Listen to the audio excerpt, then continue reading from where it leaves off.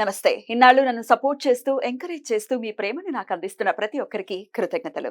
అలాగే ఈ వీడియో కూడా ఖచ్చితంగా మీకు ఉపయోగపడుతుంది. లైక్, షేర్ అండ్ సబ్స్క్రైబ్ చేసి మీ సపోర్ట్‌ని నాకు అందించండి. అలాగే ఈ వీడియో పట్ల మీకున్న అభిప్రాయాన్ని కామెంట్ సెక్షన్‌లో కామెంట్ చేసి తెలియజేయండి. ఇప్పుడు వీడియోని చూద్దాం.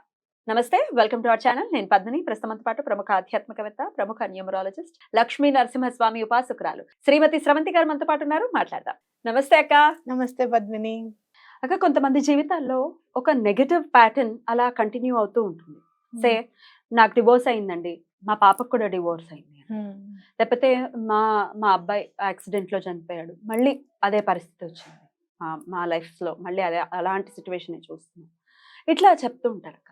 ఇట్లా ఎందువల్ల జరుగుతుంది? ఒకేలాంటి ప్యాటర్న్ ఎందుకని జరుగుతూ ఉంటుంది? దాన్ని బ్రేక్ చేసే విధానం ఏమైనా ఉంటుందా? దానికి ఏదైనా పరిహార మార్గం ఉందా? చెప్తారా? తప్పకుండా చెప్తాను పద్మిని. ఎందుకంటే ఇది నా జీవితంలో ఒక జరుగుతూ ఉన్నప్పుడు ఈ మానిఫెస్టేషన్స్ కానీ ఇవి కానీ నీకు కూడా నాకు జరిగిందా అసలు ఇటు? తెలీదు అప్పుడు. తెలీదు అన్నప్పుడు అంటే న్యూమరాలజీలోకి అప్పుడే ఎంటర్ అవుతున్నప్పుడు నేను గుర్తించాను. ఏంటి ఇట్లా ఎందుకు జరుగుతుంది అని చెప్పి నేను చూసుకుంటే, Hmm. చూసిన తర్వాత మళ్ళీ నక్షత్రం ఒకటేం కాదు, నాకు మా అమ్మది నక్షత్రం ఒకటేం కాదు. కానీ అప్పుడు నేను గట్టిగా దండం పెట్టుకున్నాను స్వామికి. స్వామి, ఏదైనా మంచి జరగాలని కానీ చెడు మాత్రం ఎట్లా జరగనివ్వకు మా జీవితాల్లో అని చెప్పి నేను దండం పెట్టుకోవడము, దాని నుంచి బయటపడడం అనేది ఆల్మోస్ట్ జరిగిందనే చెప్పాలి. అయితే నెగెటివ్ ప్యాటర్న్స్ ఎందుకు జరుగుతాయి అంటే డిఎన్ఏ మనకి ఎట్లా అయితే పోలికలు అనేవి వస్తూ ఉంటాయి చూసావా. బాహ్యంగా మనం సేమ్ మీ నాన్నగారి లాగా నడుస్తున్నావు, లేదు అంటే కనుక నీ నవ్వు చూస్తే అసలు మీ అమ్మే గుర్తుకొస్తుంది అని అంటూ ఉంటాం మనం జనరల్గా. ఎలా అయితే మనకి పోలికలు వస్తాయో, అలవాట్లు వస్తాయో, మనస్తత్వం వస్తుందో, ఇవన్నీ ఎప్పుడో తాత తాత చేసేది మనం ఇక్కడ చేస్తూ ఉంటాం. అట్లా ఎలా అయితే సంక్రమిస్తాయో ఈ నెగెటివ్ ప్యాటర్న్స్ కూడా అలానే సంక్రమిస్తాయి అనేది ఒక స్టడీ అన్నమాట. అంటే ఒకళ్ళ జీవితంలో చెడు అనేది జరిగితే అదే మళ్ళీ కంటిన్యూ అవుతుందా అనేది చూసుకుంటే గనక నీకు నీకు మా లైఫ్ గురించి చెప్తా. అమ్మ వాళ్ళ ఎప్పుడు అవతల వాళ్ళకి హెల్ప్ చేయడం అది అని చేస్తూ చేస్తూ ఉండడంలో ఎప్పుడు మన దగ్గర ఇదేమైనా మనం ఏమైనా వరల్డ్ బ్యాంక్ ఉండడానికి అయిపోతాయిగా. అవుతూ ఉంటాయి కదా. అప్పు చేయడం అనమాట, వాళ్ళకి హెల్ప్ చేయడానికి అప్పు చేసి హెల్ప్ చేయడం.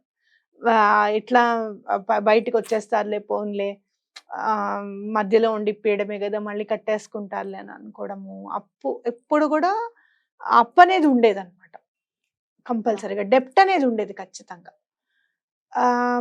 కొన్నాళ్ళు తీర్చేసుకున్న తర్వాత ఒక 6 మంత్స్ 7 మంత్స్ అయిన తర్వాత మళ్ళీ చేయాల్సి వచ్చేది అనమాట. మేబీ మా నెగటివ్ చెప్పాను కదా, ఒక దాంట్లో నేను చెప్పాను మా vibrations, dates of birth vibrations వల్ల అట్లా జరిగినా కూడా సరే, అలా జరిగిందని అనుకుంటే గనక అమ్మ చనిపోయిన తర్వాత మళ్ళీ నాకు కూడా అట్లానే అప్పు చేయాల్సి రావడం, వేరే వాళ్ళ గురించి, మన గురించి అని కాదు. వాళ్ళు హెల్ప్ చేయమని చెప్పి అడగడము, నేను కాదని లేకపోవడము, నేను మధ్యలో ఉండడము, వాళ్ళు కట్టకపోవడము, నేను కట్టాల్సి రావడం, ఇదంతా చూసుకుంటే నేనప్పుడు చూసుకునేది ఏంటంటే మా నాన్నగారు చనిపోయిన టైం. మా అమ్మకి ఏ ఏజ్లో అయితే వాళ్ళ ఫాదర్ ఎక్స్పైర్ అయ్యారో అదే సేమ్ డిటో టు డిటో నా ఏజ్లో కూడా మా ఫాదర్ ఎక్స్పైర్ అయ్యారు. అయితే వచ్చింది అక్కడ నేను గుర్తించాను అనమాట. దీనికి కారణం మా అమ్మకి థ్యాంక్స్ చెప్పాలి. అప్పుడు కూడా మా అమ్మ అంటూ ఉండేది, తల్లి ఎంత సుఖపడుతుందో పిల్లలు అంత సుఖపడతారు అని అనేవాళ్ళు మా ఇంట్లో పెద్దవాళ్ళు. నాకు నా హస్బెండ్తో ప్రాబ్లం ఏం లేదు, ఈ చుట్టూ ఉన్న వాళ్ళతోనే నాకు ప్రాబ్లమ్స్ అన్నీ కూడాను, మీకు అలానే వస్తుందా అని భయంగా ఉంది నాకు అని అనేదన్నమాట. అట్లా నేను చూసుకుని కొన్ని కొన్ని నేను నిజంగా చెప్పాలంటే పేపర్ పెన్ పెట్టుకుని రాసుకున్నా. ఆ టైంలో ఏమైంది మా అమ్మ అంటే తెలుసు కదా, మా అమ్మ నేను చాలా క్లోజ్ అనమాట. చిన్నప్పటి నుంచి కూడా మా అమ్మ ఏం చేసేది, ఎలా పెరిగేది అన్నీ చెప్పేది నాకు.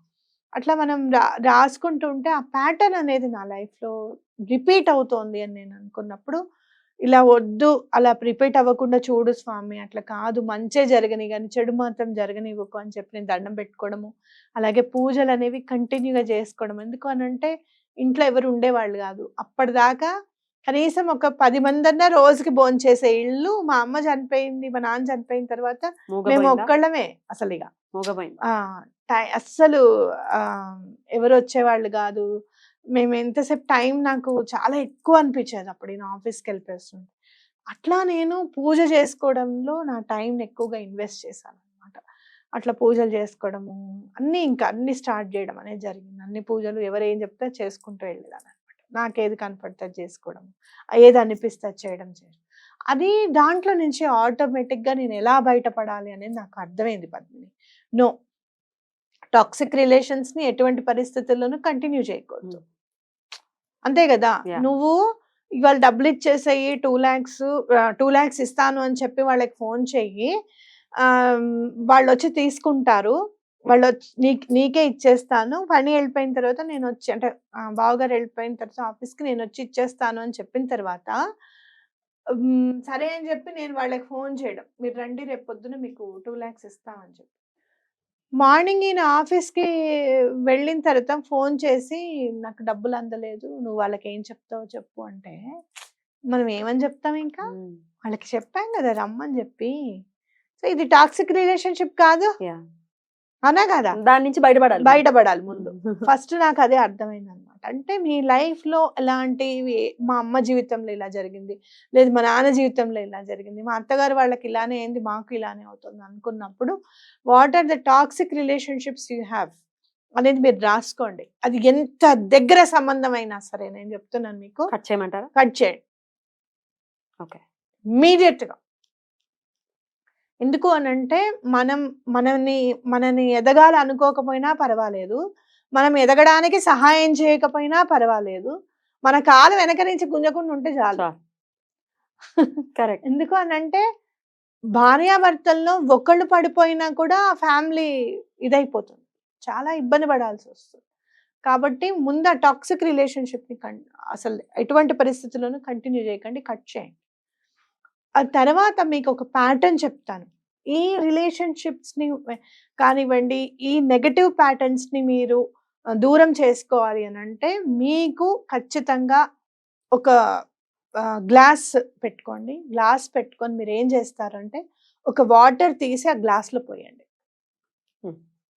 ఓకే, పోసిన తర్వాత ఏదైనా ఒక కలర్ తీసుకోండి. మీకు ఒక కాఫీ పొడి కానివ్వండి, లేదు అంటే కనుక ఏదైనా డార్క్ కలర్స్ ఉన్నవి తీసుకోండి. నాకైతే జనరల్గా కాఫీ పొడే గుర్తుకొచ్చింది. మేబీ కాఫీ పొడి కూడా చాలా నెగటివిటీస్ని చాలా క్లెన్స్ చేస్తుంది అనమాట. కాఫీ పౌడర్ తీసుకోండి. ఇక్కడ మళ్ళీ మనకి decoction coffee powder, instant coffee powder అంటే ఏదైనా తీసుకోవచ్చు. అది వాటర్లో కలపండి. ఏదైతే గ్లాస్లో తీసుకున్నారో వాటర్లో కలిపేసేసి బాగా మిక్స్ చేసేసేయండి. మిక్స్ చేసిన తర్వాత మీ జీవితం with toxic relationships and with negative patterns అనేది ఆ గ్లాస్ లో ఉందన్నమాట ఇప్పుడు. ఓకే, భావన చేయండి. మీకు ఖచ్చితంగా మీ ఫీలింగ్ మీకు కనిపిస్తుంది, అది yes this is my problem, ఇది నా టాక్సిక్ రిలేషన్షిప్స్ కానీ లేకపోతే నెగటివ్ ప్యాటర్న్స్ కానీ ఇది అని చెప్పి ఒక వాటర్ బాటిల్ తీసుకోండి, ఫుల్ నిండుగా ఉండాలి. ఆ గ్లాస్ కింద ప్లేట్ లేకపోతే ఒక బేసన్లో పెట్టుకోండి, వాటర్ పోస్తూ ఉండండి. ఆ వాటర్ కింద పడిపోతూ ఉంటుంది, లోపల గ్లాస్ లో ఉన్న వాటర్ పడేలాగా పోస్తూ ఉండండి.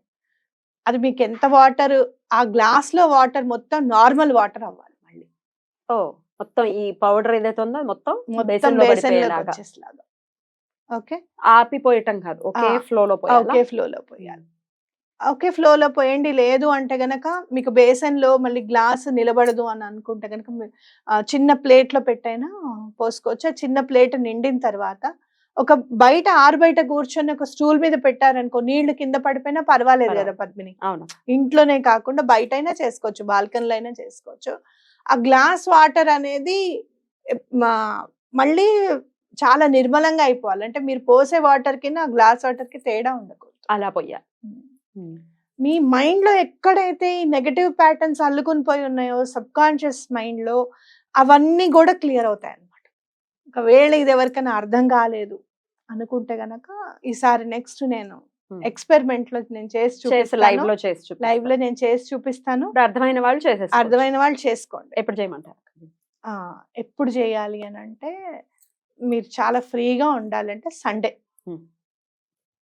సండే చేసుకోండి. వెజిటేరియన్స్ అయితే ఇట్స్ ఓకే, నాన్ వెజిటేరియన్స్ అయితే ఆ రోజు నాన్ వెజ్ తినకుండా ఉండండి. ఏ టైంలో చేయమంటారు? మార్నింగ్ కానీ మధ్యాహ్నం కానీ మీకు ఎవ్వరు మిమ్మల్ని డిస్టర్బ్ చేయొద్దు. గ్లాసే ఉండాలా? ఎప్పుడైనా కూడా మనం ఏదైనా చేస్తూ ఉంటే పారదర్శకత చాలా ఇంపార్టెంట్. అంటే ట్రాన్స్పరెన్సీ ఇంపార్టెంట్. త్రూ మనం చూడగలగాలి.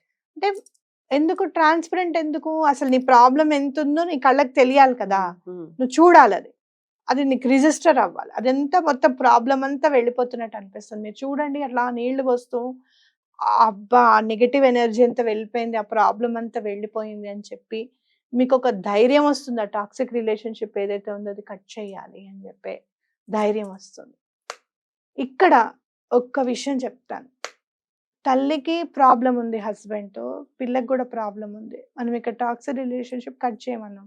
మరి భార్యాభర్తలు ఉంటే నేను అడగబోయేది, భార్యాభర్తలే టాక్సిక్ రిలేషన్ గా ఫీల్ అవుతే అంటే కనుక టాక్సిసిటీ అనేది ఎక్కడైనా మనం నిర్మూలించగలమో లేదో నాకైతే తెలియదు, కానీ భార్యాభర్తల మధ్యలో మాత్రం ఎటువంటి పరిస్థితుల్లోనూ నిర్మూలించగలం. అందుకే వాళ్ళని కలపడానికి మంత్రాలు ఉన్నాయి కానీ విడగొట్టడానికి మంత్రాలు లేవు.